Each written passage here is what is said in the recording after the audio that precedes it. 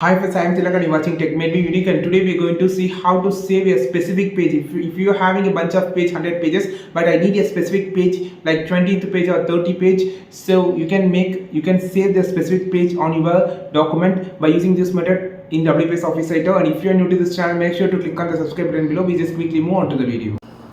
So how to save specific pages in your WPS Office Writer. So for an example, I just need, there is a total of 6 pages, but I need only the 4th and 5th page. So how to make this, how to save this? So they are going to select 3 and 4th page.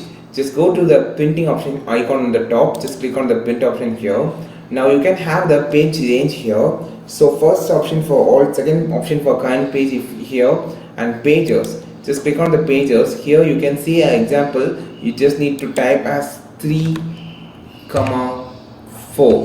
What are the pages that you just need? You can click from a 3 comma 4 comma, for an example 2 comma 3 comma and 6. You can click random pages. You can use the comma option, or if you want a range between 3 to 6, you just need to use this option, the example over here, and click OK. Now it's asking the name, so I just going to type new and just save.